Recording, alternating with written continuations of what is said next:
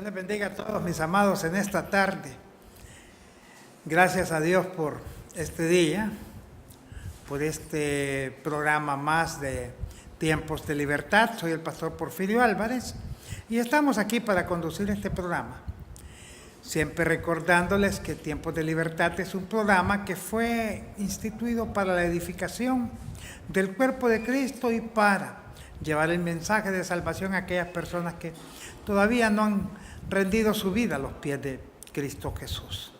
Este programa es conducido por este servidor Porfirio Álvarez y por los pastores Juan José López y Jesús Díaz Mendoza.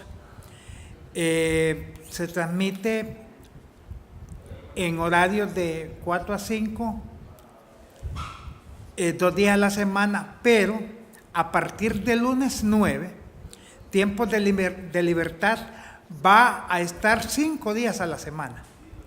Vamos a estar de lunes a viernes y en nuestro nuevo horario de 5 a 6 de la tarde. ¿Por qué? Es un programa que tiene un rating muy bonito y cada día crece más y más en audiencia, puesto que son muchas, pero muchas la gente que nos hace llegar su conocimiento acerca del programa y de lo bendecido que son por medio de él. Entonces Dios ha puesto en la vida de nosotros tres, los que dirigimos el programa, de ampliar. Ya no llevarlo solamente 2 días por semana, sino 5 días por semana, siempre 1 hora diaria. Apúntelo de 5 a 6 de la tarde. Vamos a tener programas variados, siempre alrededor de lo que es la palabra de Dios, de lo que es la Biblia, de lo que es el fundamento en la vida de la iglesia y en la vida del cristiano, de lo cual hoy vamos a hablar sobre este tema. Así que le invito para que busque su cuaderno de apuntes, agarre una pluma y empiece a hacer las anotaciones. Es una forma muy efectiva para poder aprender más. Entonces, esa es la noticia que venimos difundiendo desde la semana pasada, mis amados, de que ya Tiempos de Libertad usted va a poder disfrutarlo y edificarse ya a partir del lunes 9, 5 días a la semana, en horario de 5 a 6 de la tarde. Quiero saludar a todos nuestros hermanos que nos ven a través de las redes sociales, a través de Facebook, a través de la web, a través de internet, en todas partes del mundo donde llegamos y donde hay progreseños, donde hay hondureños, donde hay iglesia sintonizando Tiempos de Libertad. Los saludo a todos, mis amados, en el nombre de Jesús, rogando al Padre para que usted sea bendecido en todo lo que haga, para que usted prospere, así como prospera su alma. ¿Cuál fue la dedicatoria o el deseo del apóstol Juan para su amigo Gallo? Lo mismo decimos nosotros, que deseamos y rogamos a Dios que la iglesia sea bendecida en todos los aspectos espirituales fundamentalmente, aspectos emocionales, aspectos físicos, aspectos económicos y todo lo colateral, lo que conlleva a lo que es vivir este tiempo de vida que Dios nos tiene aquí. Decíamos, mis amados, que en esta tarde o en cualquier tiempo que usted nos sintonice, vamos a hablar sobre el tema del fundamento de la iglesia, puesto que son temas de tanta actualidad, mis amados, y que nunca pierden vigencia. Allá por el año 55, el apóstol Pablo, escribiéndole a la iglesia de los Éfesos, en uno de sus partecitas en esa carta, le dice a la iglesia: edificaos sobre el fundamento de los apóstoles y profetas, siendo la principal piedra del ángulo Jesucristo mismo. Eso está en sus Biblias en el libro de Efesios capítulo 2, versículo 20. Desde aquellos tiempos, cuando el apóstol Pablo, por medio de sus cartas, edificaba la iglesia, les daba el consejo escrito, ya había un sentimiento de parte de Dios en él de decirle a la iglesia que se edificaran sobre las enseñanzas impartidas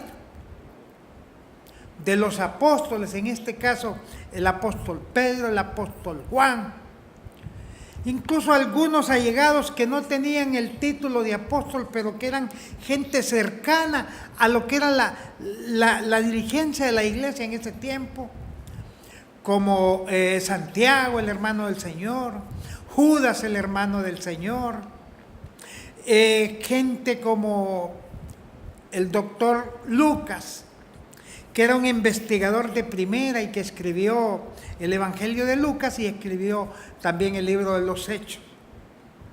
Apóstoles como Mateo, como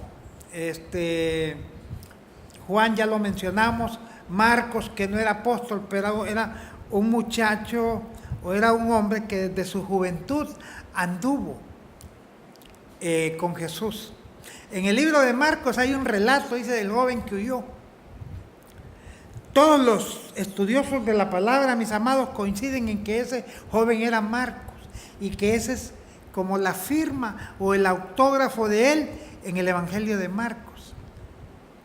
Como para decir, yo estuve ahí, yo estaba viendo lo que estaba sucediendo en ese momento cuando Jesús estaba realizando el acto conmemorativo de la Cena de la Pascua. Entonces, el apóstol Pablo recomienda en ese tiempo a la iglesia de Éfeso que se fundamenten en la enseñanza de los apóstoles y menciona a los profetas. ¿Por qué menciona a los profetas? Si en el Nuevo Testamento aparece uno o dos profetas, pero con una participación mínima que aparece nada más en el libro de los Hechos.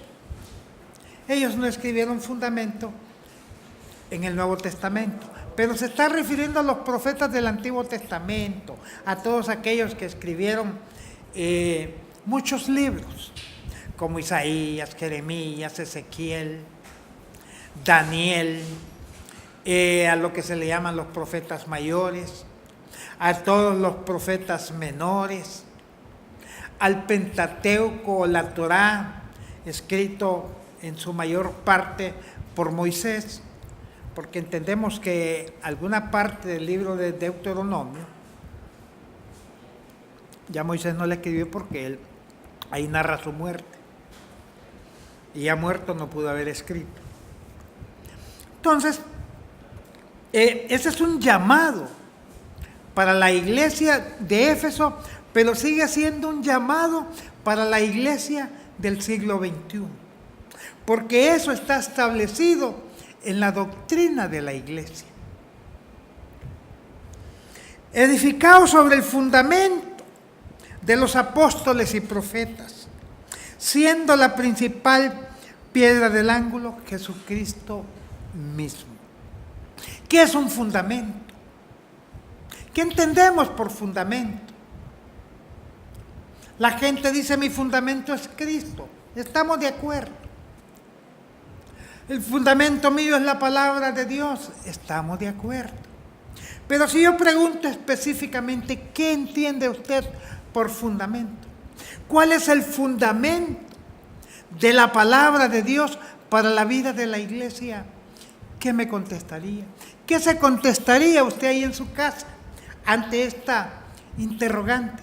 Para usted, ¿qué significa edificarse sobre el fundamento de los apóstoles y profetas, cuya piedra principal o piedra angular es Cristo Jesús? Pues resulta, mis amados,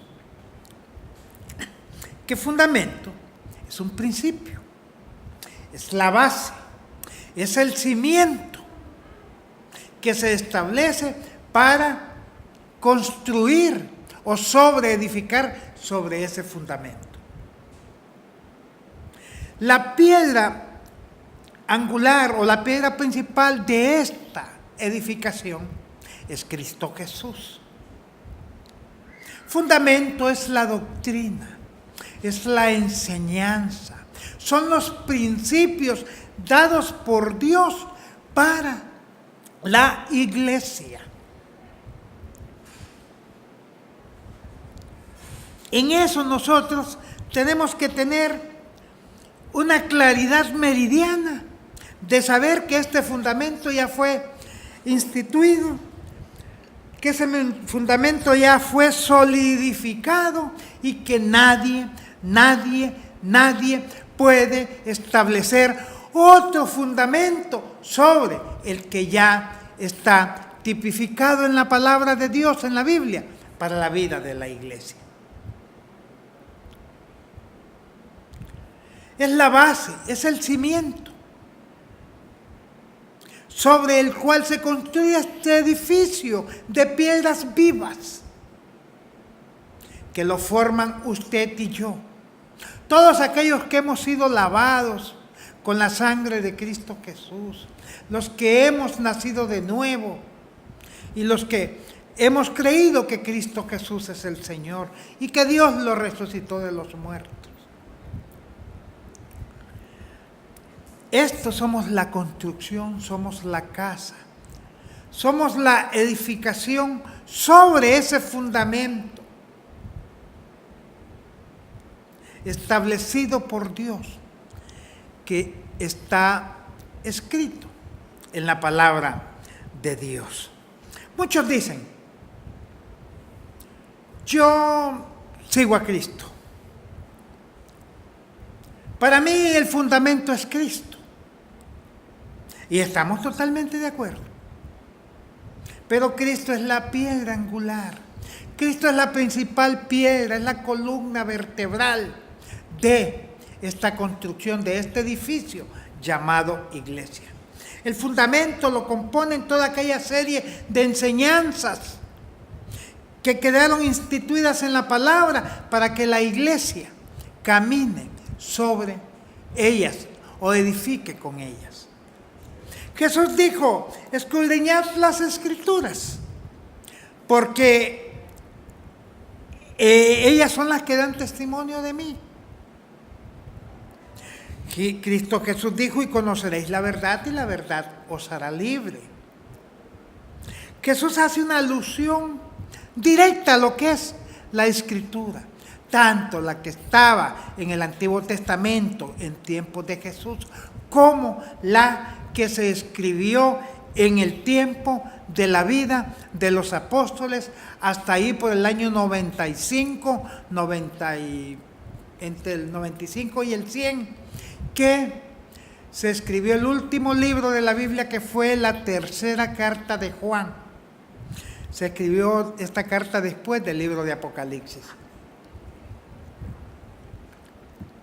Que también estas escrituras tienen un valor de parte de Dios, con la misma inspiración que se toman todos los escritos del Antiguo Testamento. Jesús le da un espaldarazo enorme a las Escrituras, porque si decimos que Dios es un Dios de orden, tenemos que analizar, tenemos que pensar, mis amados, en qué significa, qué es lo que significa Dios es un Dios de orden. Muchos decimos que no, que hay que ser ordenados, que hay que hacer las cosas bien hechas. Orden significa el establecimiento o una serie de ordenanzas, de mandamientos, de principios que se establecen para que caminemos sobre ellos. Cuando decimos Dios es un Dios de orden, decimos Dios es un Dios de principios. Y uno de los principios fundamentales de Dios para la vida de la iglesia es que si amamos a Jesús, tenemos que obedecer su palabra. Que todo lo revelado de parte de Dios para el ser humano y para la vida de la iglesia está escrito en la palabra de Dios. Que todo lo que podemos percibir de Dios, su grandeza, su deidad, su poder, su amor, su misericordia, todo lo concebimos y lo entendemos por medio de la palabra escrita. Porque solo por medio de la palabra de Dios podemos nosotros acercarnos y entender a Dios. Es más, la palabra dice que la fe viene por el oír y el oír por la palabra. Quiere decir, mis amados, que es tan fundamental la Escritura que ella misma nos acerca a Dios. Hay un texto ahí en Hebreos que dice que la palabra de Dios es tan viva y tan eficaz que penetra hasta partir los huesos, los tuétanos, el alma, el espíritu. Aleluya. Lo que ya no encontramos en la palabra de Dios, ya no lo podemos hallar en ninguna parte. Porque ahí tenemos el fundamento de parte de Dios para la vida de cada uno de nosotros. Cuando decimos que Dios es un Dios de orden, precisamente nos estamos refiriendo a esto que estamos hablando. De que Dios dejó estatuido una serie de principios, una serie de conceptos, una serie de reglamentos, una serie de mandamientos para que nosotros nos amoldemos a ello. Porque si Dios no deja esta palabra, si Dios no deja este fundamento, cada quien andaría haciendo lo que le dé la gana y todos hablando en nombre de Dios, o como que si Dios habla con ellos y les dice, este es el nuevo mandato que tengo para ustedes. Ya eso es inconcebible en la mente de aquellos que han entendido que el fundamento en la vida del creyente está en la Biblia. Digo esto porque se están dando tantas cosas hoy en día. Y anda mucha gente queriendo establecer nuevos fundamentos, queriendo establecer nuevos principios, queriendo inventar o inventando nuevas revelaciones. Y eso es incongruente, eso es inconcebible, tanto en Dios como en la vida de la iglesia. Dios no puede contradecirse. Si a Dios dejó una palabra, mis amados, escrita, es para que todos nos movamos en ella. Dios es inmutable, Dios no cambia, Dios es el mismo desde la eternidad pasada y seguirá siendo el mismo en la eternidad futura. Lo establecido por Dios, hecho está y no va a cambiar jamás. Si pensáramos que Dios a estas alturas está cambiando lo establecido por Él, eso haría que nosotros anduviéramos a la deriva y que perdiéramos todo el concepto que tenemos de Dios y andaríamos en zozobra. Porque qué tal si a Dios se le antojara establecer un nuevo método de salvación y dejar anulado el sacrificio de Jesús en la cruz del Calvario? ¿Qué tal si Dios dijera, bueno, ya la Biblia ya no la van a usar, que un iluminado salga diciendo, no, ahora ya no es la Biblia, Dios va a hablar a través de mí? Y Dios dice esto y esto y todos tienen que hacerlo y que cumplirlo. Dios no cambia. Dios es inmutable. Las reglas están establecidas y son eternas, son perpetuas. Séquese la hierba, marchítese la flor, pero la palabra de Dios no cambia, permanece para siempre. Tantos versículos que tenemos en la palabra diciéndonos el respaldo de parte de Dios a su palabra.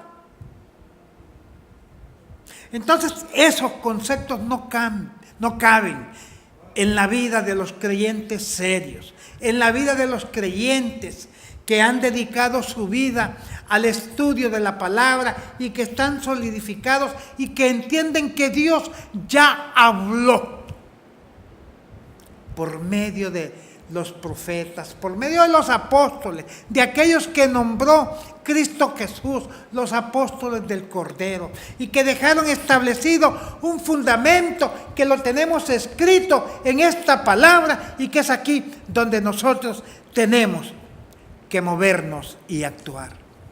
Miren, no hay nuevos moveres, por el amor de Dios. No hay nuevas revelaciones. No hay nuevas inspiraciones. Lo que sí hay son iluminaciones, pero iluminaciones de parte del Espíritu Santo con la palabra escrita. Que esos son términos totalmente diferentes a los que manejan muchos, que creen que es que Dios les está hablando a ellos para establecer nuevas doctrinas dentro de la vida de la iglesia. ¿Qué sería de la iglesia sin la Biblia? Sin el fundamento establecido por Dios. Andaríamos a la deriva. Andaríamos expuestos a ver a quién se inventa los cuentecitos más bonitos, más sublimes, y agarrar esto. No, Dios no actúa de esta forma. Dios dejó una palabra establecida y esa palabra es inerrante, es inequívoca. Y para aquellos que dicen que no podemos encerrar a Dios en la Biblia, esa palabra es inefable. Dice el apóstol Pablo que es inescrutable, dice. La Biblia es maravillosa, mis amados. El fundamento de la iglesia es extraordinario. No necesitamos ni sueños, ni visiones, ni nuevas revelaciones para que nos digan cómo debemos conducirnos, cómo debemos llegar a Dios, cómo debemos actuar, porque el fundamento de la iglesia ya está establecido. ¿Qué quiere saber? ¿Cómo vestirse? Ahí está la palabra. ¿Cómo hablar? Ahí está la palabra. ¿Quiere saber cómo pensar? En esto pensar, dice, todo bueno, todo amable, todo lo maravilloso que viene de parte de Dios. Ahí está en la palabra. ¿Cómo debe conducirse? Ahí está en la palabra. ¿En qué debe creer? Ahí está en la palabra. Entonces, ¿qué podemos buscar en la vida que no está en la palabra? Si ahí está todo.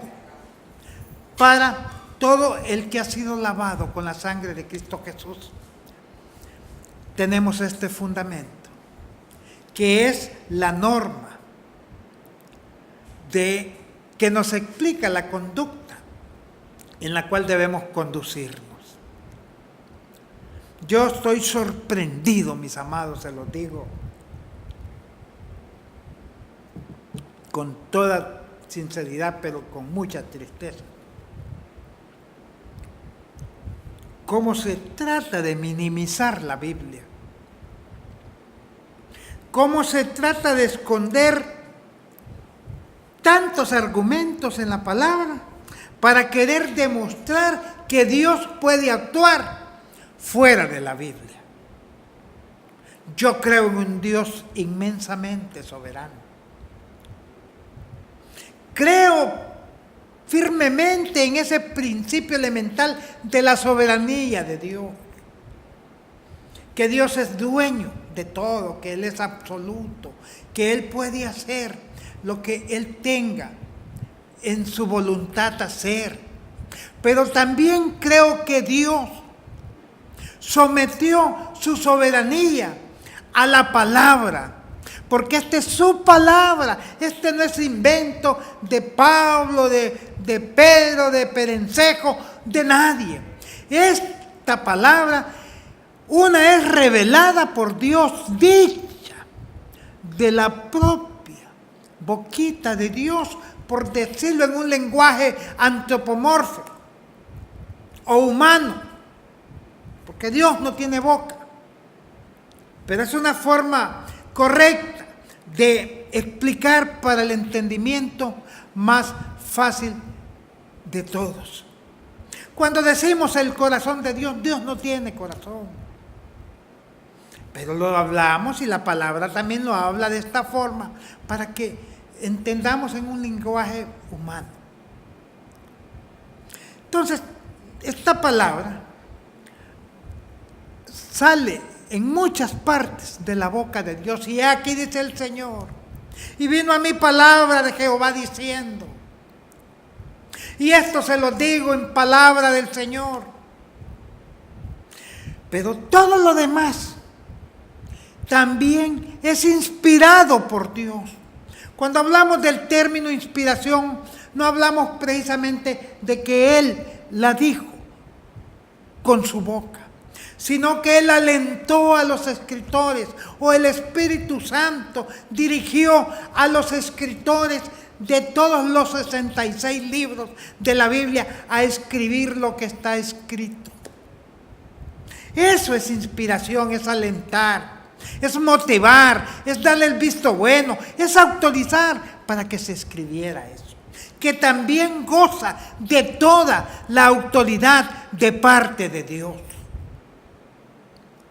Y está el término iluminar, que es el término cuando estudiamos la palabra y el Espíritu Santo nos ilumina para entender el texto bíblico.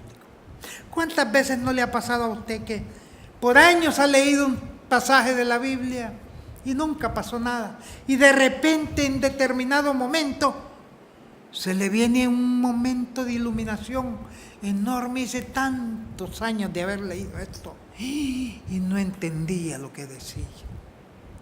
Ese es el Espíritu Santo trabajando, iluminando su vida en la comprensión del texto bíblico.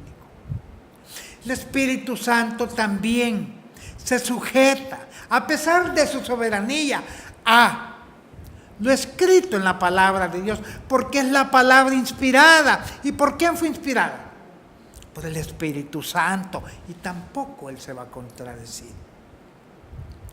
Entonces, todo lo que suceda, mis amados, todo lo que pase, todo lo que hagamos, tenemos nosotros que entender que tiene que contar con el respaldo de la palabra de Dios. En la vida de los seres humanos, todos sus actos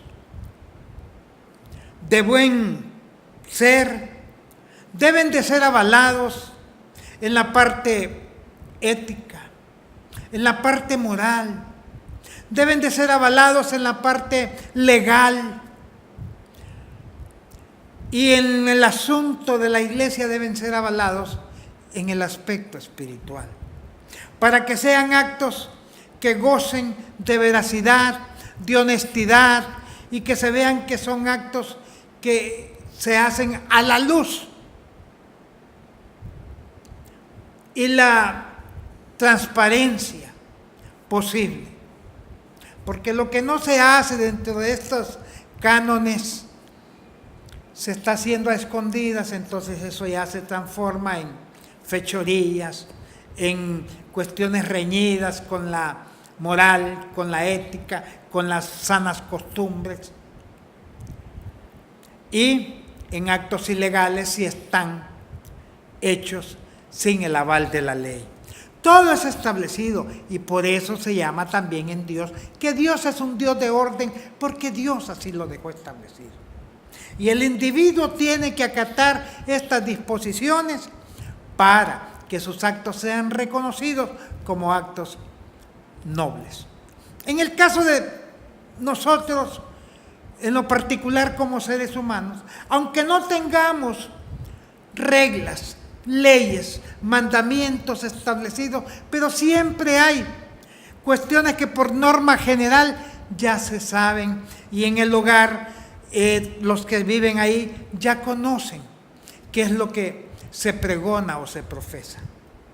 Sin que haya necesidad de escribir, miren, aquí en esta casa todos tienen que actuar con honradez. Ya es algo establecido porque saben que el Padre profesa los principios cristianos, éticos y morales y que no va a tolerarle ninguna sinvergüenzada a ningún hijo. Y la familia ya se mueve en eso y ya se sabe que cuidadito con violar esos principios. En el de las buenas costumbres, en el hasta de los dichos de palabras.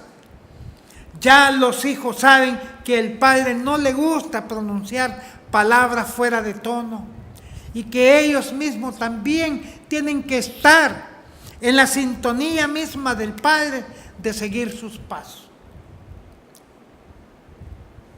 Pero ya en el campo institucional se sabe, mis amados, que hay leyes, hay reglamentos. Si usted está en una empresa, hay reglamentos de trabajo. Y usted tiene que hacer todo lo que concierna a ese reglamento, a no violarlo, porque si lo viola, se somete a sanciones en el trabajo. Lo mismo en el ámbito legal. Todos los que hacen acciones y violan las leyes son sometidos a los juicios y luego reciben su castigo. Estos son principios establecidos, ya estos ni por el hombre, sino que por Dios. Y en los asuntos espirituales, mis amados, esto no cambia, no varía. Todo lo que nosotros hacemos en nombre de Dios tiene que ser avalado por el fundamento, por la doctrina, por los principios, por los mandamientos establecidos por Dios. ¿Cómo es posible que nosotros digamos que actuamos en nombre de Dios y estamos violando los preceptos bíblicos? Y eso se sale ya del orden, eso se vuelve en un caos, eso se vuelve, ya hablándolo en términos religiosos, en una herejía. Cuando empezamos a hacer cosas que no tienen el aval de la palabra de Dios, estamos nosotros poniendo nuestra propia interpretación o creemos que con lo que nosotros hacemos estamos haciendo lo correcto porque Dios no deja establecido y nos deja libre albedrío de poder hacer lo que nosotros nos dé la gana. Esa apreciación es incorrecta. Todo en la vida de la iglesia, Dios lo dejó ordenadamente, bien establecido. Y los actos que competen a la vida de la iglesia también están estructurados en la palabra. En asuntos espirituales, la máxima autoridad es la palabra de Dios. Escuchen bien, en los asuntos espirituales, la máxima autoridad es la palabra de Dios. Cuando nosotros vamos a hacer algo en nombre de Dios,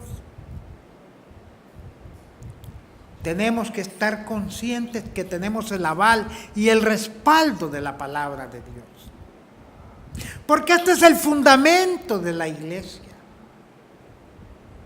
Porque no hay otro fundamento. Porque no hay inventivas en cuanto al actuar en la vida del creyente. Tiene que estar sujeto y sometido a la voluntad divina de Dios.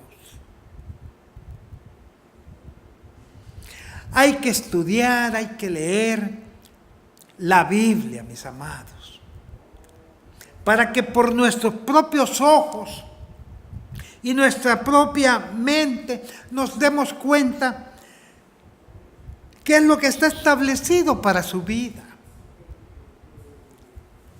Para no dejarnos llevar por cualquier viento de doctrina. Que aunque se digan que vienen en nombre de Dios, son herejías, inventos disfrazados por gente que cree que está iluminada. Yo no conozco ningún creyente que sea nacido de nuevo, que no tenga el Espíritu Santo. El Espíritu Santo mora en todos aquellos que forman parte de la iglesia. Y el Espíritu Santo es el que ilumina la vida del creyente. Pero la ilumina de acuerdo al estudio, de acuerdo al escudriñamiento que usted hace de la palabra de Dios. Está bien escuchar mensajes, está bien escuchar predicadores, maestros, pero usted corrobore lo que ellos dicen con la palabra de Dios, con el fundamento establecido para la iglesia. Pero ¿por qué hago énfasis en el fundamento establecido para la iglesia? Porque toda la palabra es inspirada por Dios, pero no toda la palabra, hablo de los 66 libros, es para la vida de la iglesia. ¿Escuchó bien? No toda la Biblia es para la práctica y para caminar en ella en la iglesia. Hay una parte establecida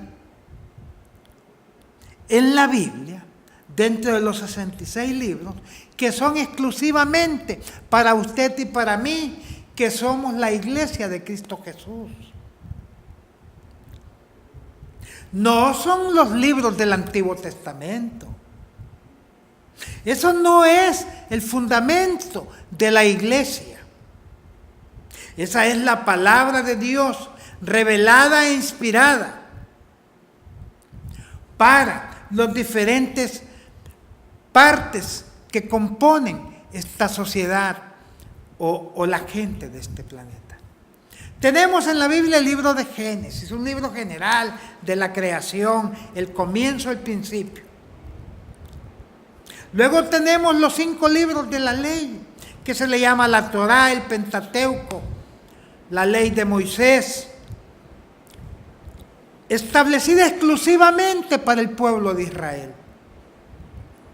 Esta ley ya no era partícipe para los pueblos cercanos o fuera de Israel. Esto era exclusivamente para el pueblo de Israel, porque Dios estaba formando un pueblo, estaba formando una nación, y lo hizo rigurosamente, sí, pero es que quería forjarlos, porque de los lomos del pueblo de Israel habría de nacer el Salvador del mundo, que es Cristo Jesús. Entonces esta ley, Pentateuco, era exclusivo para lo que es el pueblo de Israel. No es para la iglesia de hoy, ni para la iglesia del ayer. Esto era para el pueblo de Israel compuesto por las 12 tribus, que eran los 12 hijos de Jacob. El pueblo que salió de Egipto y que entró a la tierra prometida. Luego encontramos en la Biblia los libros históricos, que es la historia de muchas personas, individuos y del que este pueblo en general, que lo tenemos ahí distribuido en los libros de Josué, de Samuel, Crónicas, Reyes, Ruth, Esther y no sé qué otros por ahí. Pero son los libros históricos que nos narran la historia. Están los libros de Crónicas, que son los hechos y las acciones de cada uno de los reyes de Israel.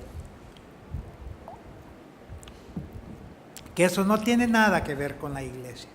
Están los libros de los libros poéticos, donde están los salmos, cantares, libros de cantos, libros preciosos y hermosos, pero que no son parte de lo que es la iglesia. A mí me encantan los salmos, los proverbios, porque tenemos mucha enseñanza. Sacamos cosas lindas del trato de Dios con el pueblo de Israel para nosotros, pero no como doctrina, no como para que si David salió a danzar desnudo, yo voy a agarrar ese pasaje de la Biblia y me lo voy a aplicar a mi vida y voy a tener que decir que como David danzó desnudo, yo voy a salir a danzar por las calles desnudo también. No, me gusta la actitud que tomó David, pero eso fue David, eso no es Porfirio, ni es usted, ni nadie más. Porque ninguno de nosotros va a hacer eso. Y no podemos establecer de esos textos una doctrina dentro de la iglesia. Nos gusta ver la actitud de adoración y de alabanza de David. No le importó las críticas o lo que dijera, pero esa es una cuestión muy personal de David. Tenemos los libros escritos por los profetas. Hay profetas mayores y hay profetas menores que culminan con Malaquías, que también es el trato de Dios con el pueblo de Israel, porque la iglesia no aparece en el Antiguo Testamento. La iglesia, mis amados, no se encuentra en el Antiguo Testamento. La iglesia nace el día de Pentecostés, ya en el Nuevo Testamento. Luego de Malaquías siguen 4 libros importantísimos para la vida de la iglesia, que es la vida de nuestro Señor y Salvador Jesús. Pero aún ahí Jesús viene a ejercer un ministerio que en un 95% fue dedicado al pueblo de Israel. Es más, Jesús giró instrucciones a sus discípulos, a sus apóstoles, y les dice que por camino de gentiles no vayan, que ni se detengan, que vayan a las ovejas perdidas de la casa de Israel. En cierta ocasión Jesús iba caminando y una mujer sirofenicia le decía: Jesús, hijo de David, ten misericordia de mí. Y después de tantos gritos, Jesús le dijo: ¿qué tienes conmigo, mujer? Yo no he venido sino a las ovejas perdidas de la casa de Israel. Y no está bien tomar el pan de la mesa de los hijos y dársela a los perros. Perro es un sentido de una palabra, sí, despectiva, pero se le daba a aquellos que no eran ciudadanos de Israel. Entonces, en ese sentido, también en los evangelios de Jesús, no es el trato exclusivo de Jesús y los discípulos con la iglesia, es más, es el trato con el pueblo de Israel. Por eso la mayoría de parábolas son dirigidas al pueblo de Israel. Luego tenemos el libro de los Hechos, mis amados, y en este libro encontramos la historia de la iglesia del principio, la historia de los apóstoles, especialmente de Pedro y de Pablo. Ahí aparece Esteban, aparece Bernabé, aparece Juan Marcos, aparece Lucas, pero esporádicamente. Pero es el libro de la historia del inicio de la iglesia, como el comportamiento de los cristianos del primer siglo, cómo vivían, cómo se movían en el Señor, que tampoco es un libro doctrinal, es un libro histórico. Luego empiezan los libros donde establecen el fundamento de la iglesia, que es desde el libro de Romanos hasta la tercera carta de Juan. Ahí encontramos nosotros las riquezas de los mandamientos, de los atributos que Dios deja para que nosotros caminemos en ellos.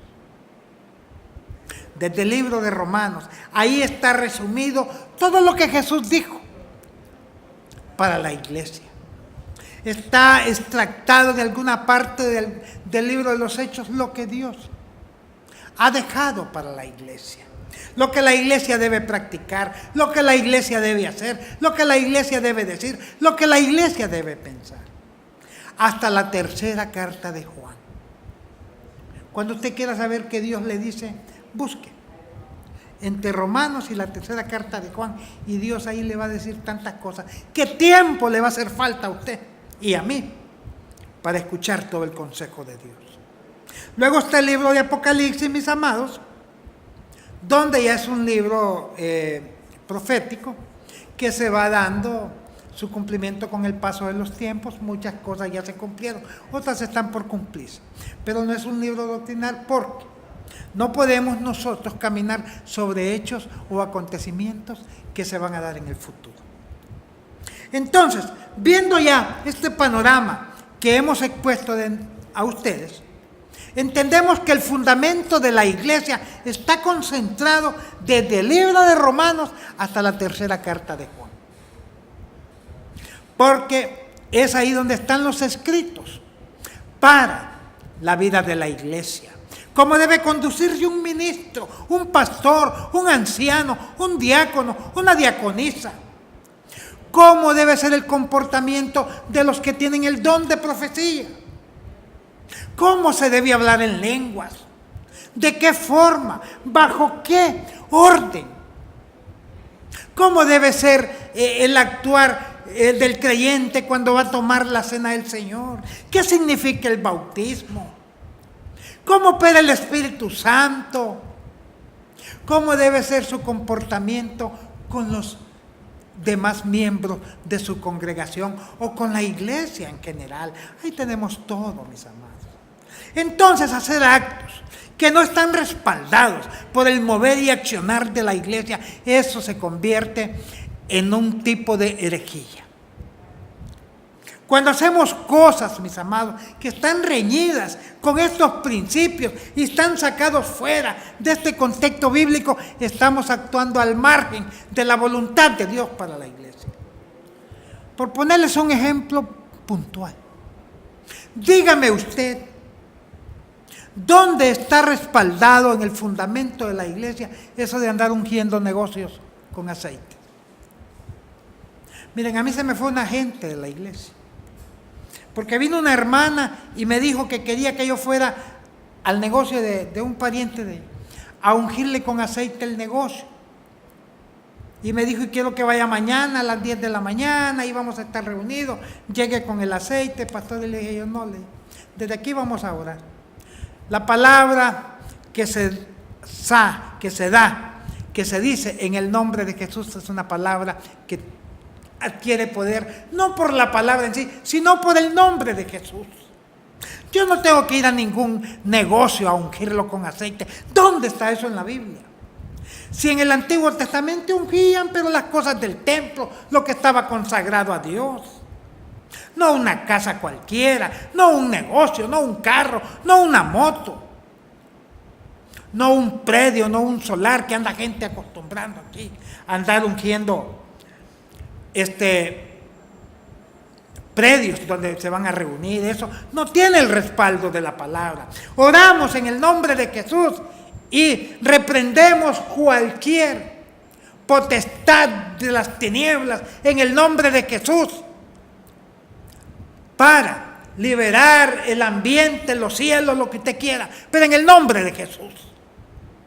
Lo que ya no se hace en el nombre de Jesús pierde eficacia, porque ningún aceite, ninguna leche, ninguna harina, ninguna sal, ninguna cuestión que usted quiera usar para ir a bendecir un lugar tiene más poder que el poderoso nombre de Jesús, porque Dios lo dejó establecido que en el nombre de Jesús se sujeta, se someta todo lo que se nombre bajo esta tierra.